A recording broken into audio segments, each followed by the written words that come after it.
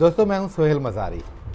आसान बैंकिंग और कारोबार के इस उर्दू वीडियो चैनल में आपको खुश आमदीद। बैंक के कर्ज़े या क्रेडिट फैसिलिटीज़ और कायबोर दोनों लाजिम मलजूम हैं, मगर हकीकत में ऐसा नहीं है।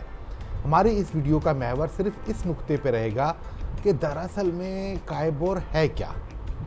अगरचा कायबोर का लेकर काफ़ी वीडियोज़ यूट्यूब पर मौजूद हैं जो कि हमने देखी हैं और हकीकत में वो सब वाजिबी सी या सतही तौर पे बनाई गई हैं, जिसमें कहीं भी ये नहीं बताया गया कि कायबोर बनता कैसे है और दरअसल में ये है क्या। आज़ाद तिजारत या कारोबार में मुसाबकत और शिफाफियत को बुनियादी अज्जा के तौर पे देखा जाता है।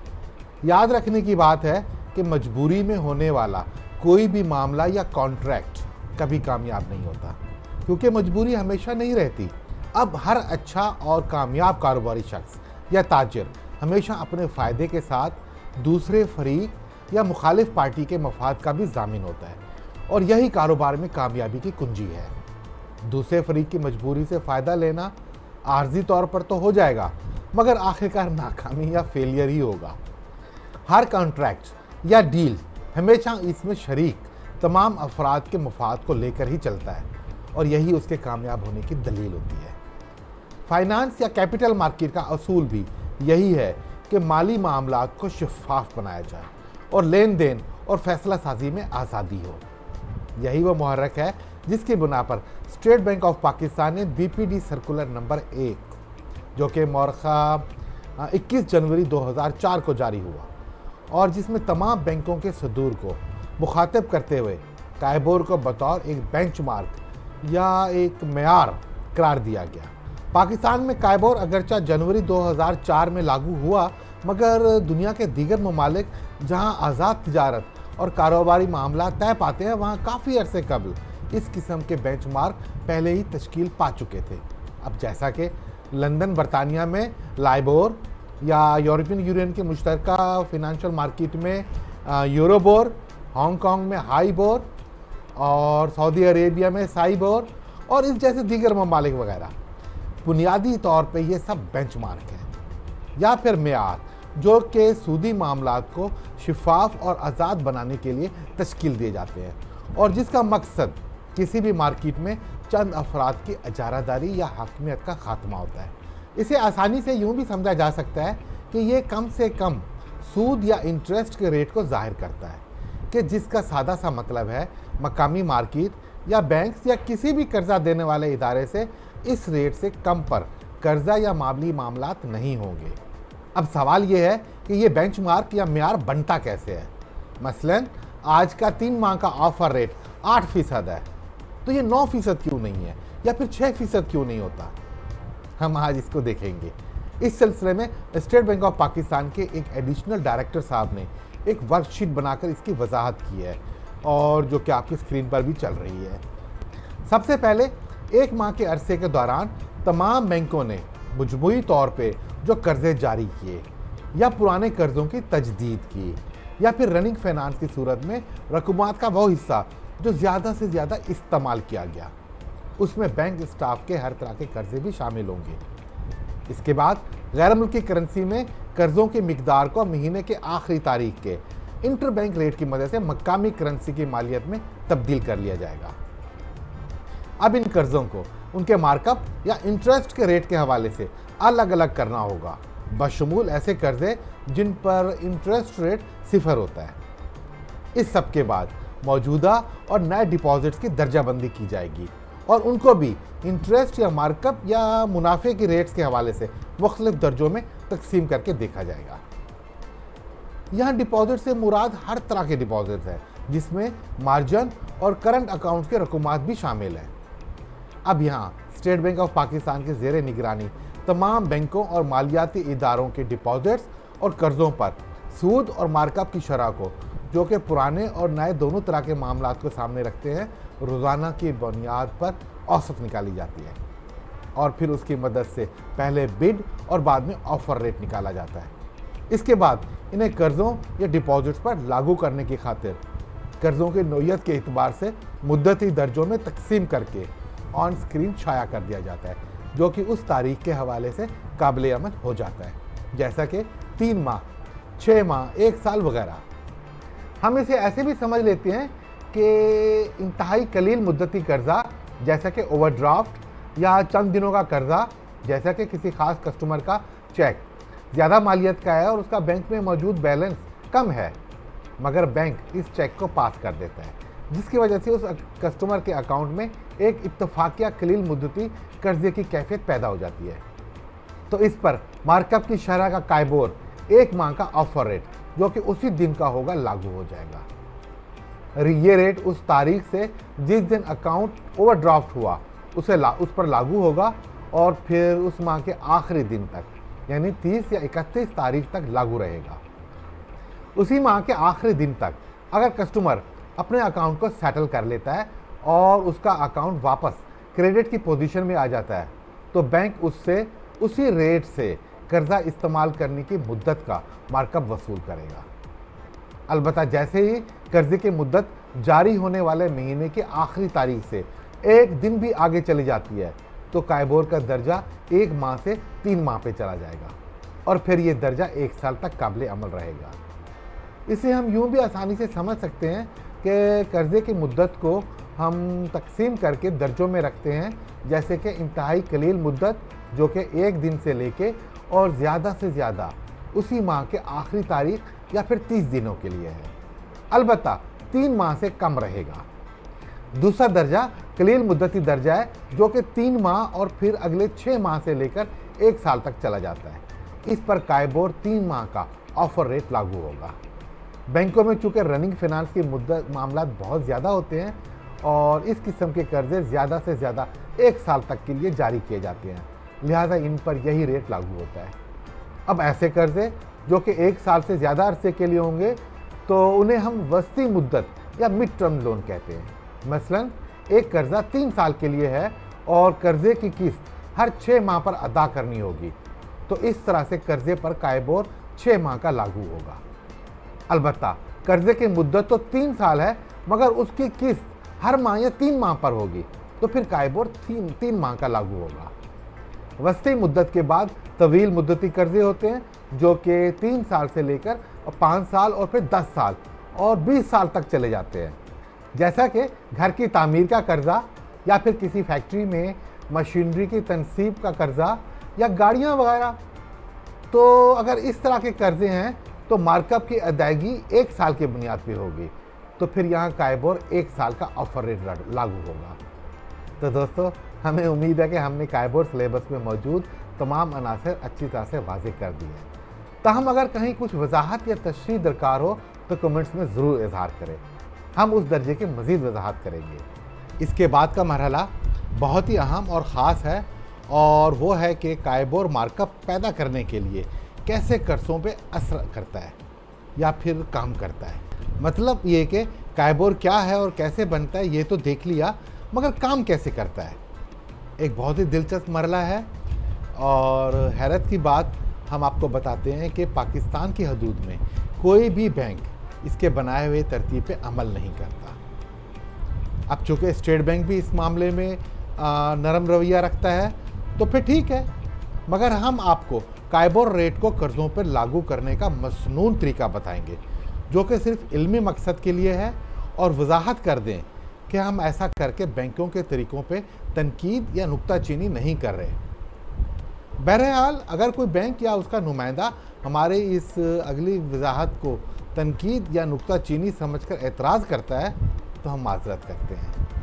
कायबोर बुनियादी तौर पे मुंसलिक है प्रॉम्प्ट पेमेंट बोनस के साथ, और ये पैरा या क्लॉज जब कभी आप कर्ज़ों के मुआहदे या एग्रीमेंट को देखेंगे तो अमूमन 30 सफ़े पे मिलेगा।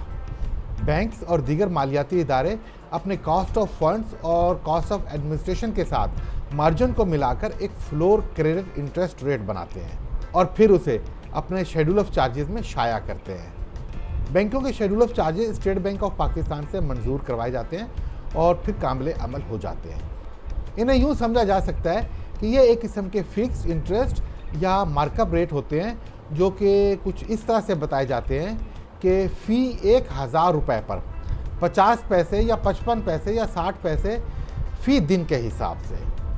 अब अगर 50 पैसे को 365 से ज़रब दिया जाए और फिर जो जवाब आए उसको 1000 से तकसीम कर दिया जाए तो हमें मालूम होगा कि 18.25%। इसी तरह से दूसरी तरफ से जब हम 18.25% को 1000 से ज़रब देते हैं और फिर जवाब को 365 से तकसीम करते हैं तो हमारा हासिल जवाब फिर वही 50 पैसे होगा। तो दोस्तों, बैंकों में होता ये है कि एक फिक्स्ड या फ्लोर इंटरेस्ट रेट होता है जिस पर बैंकों ने कर्ज़ों के मामलात देखने होते हैं। अब जब बैंक किसी कस्टमर को क्रेडिट फैसिलिटी या कर्जे देता है तो सबसे पहले उसका कारोबार या बिजनेस देखता है।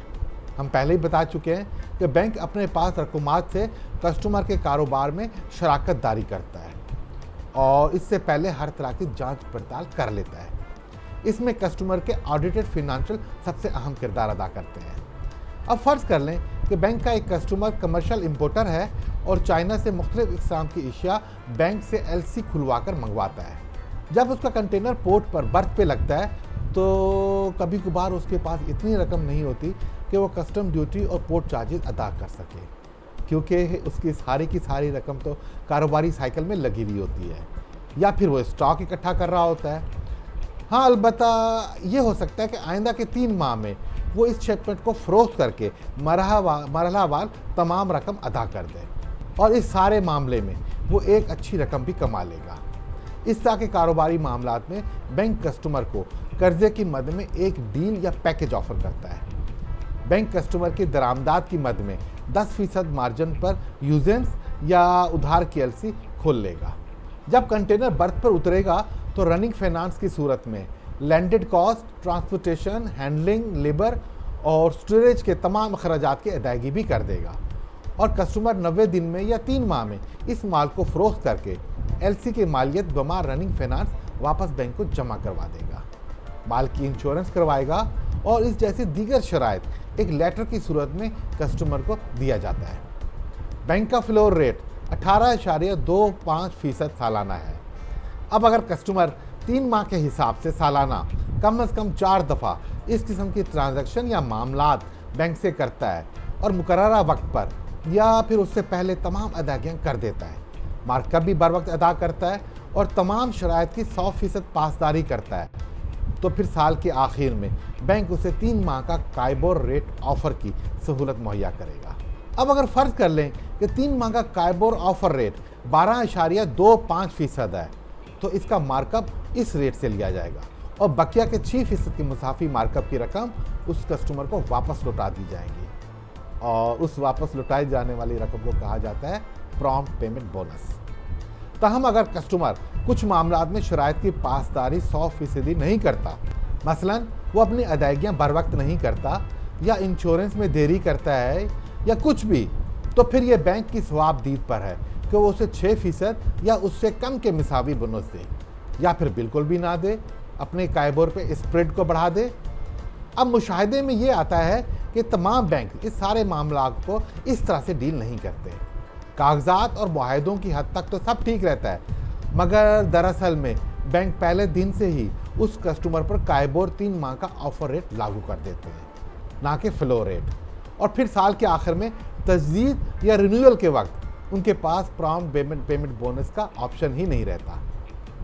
इस सब में अगर कस्टमर डिफ़ॉल्ट करता है तो सीधा क्लासीफाइड या गैर फाल कर्ज़ों की दर्जाबंदी में चला जाता है, और ये सब कोई एक बैंक नहीं बल्कि सारे बैंक करते हैं और उसे कंपटीशन का नाम देते हैं, जो कि हमारे ख्याल में एक मुनासिब या रास्त तरीका नहीं है, क्योंकि ऑफ़र लेटर और मुआहदों में तो वो सब कुछ दर्ज होता है जो हम बयान कर चुके हैं, मगर दर हकीकत में जिस तरह से मामलात को चलाना चाहिए बैंक ऐसा नहीं करते।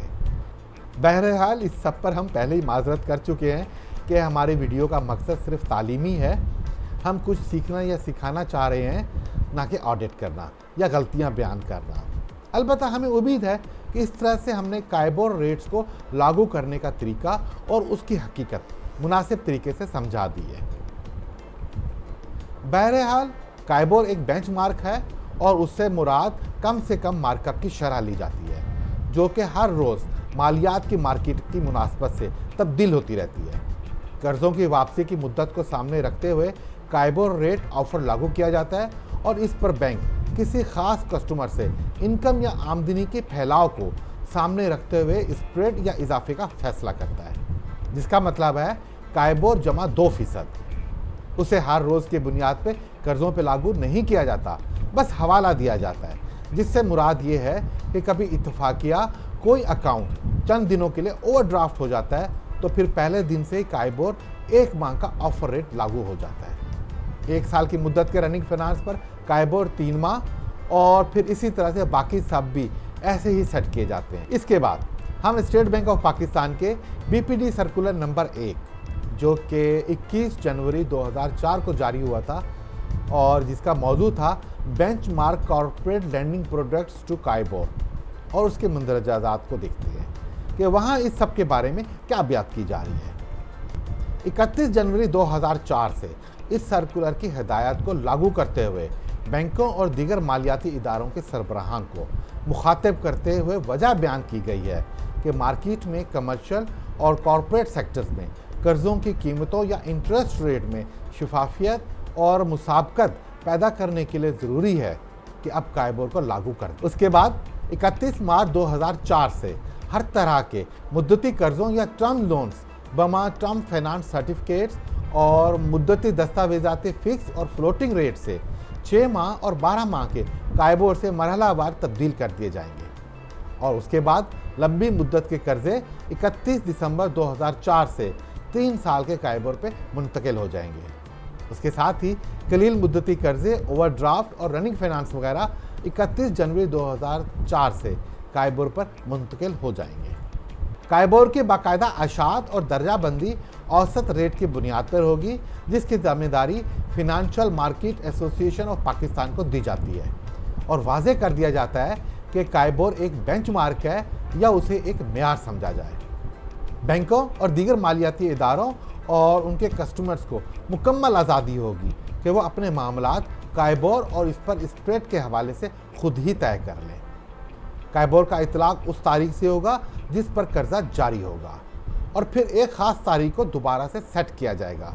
मसलन काइबोर अगर 3 माह का है तो फिर हर 3 माह बाद पहले काम वाले दिन इस सहमाई से अगले दिन का रेट लागू होगा।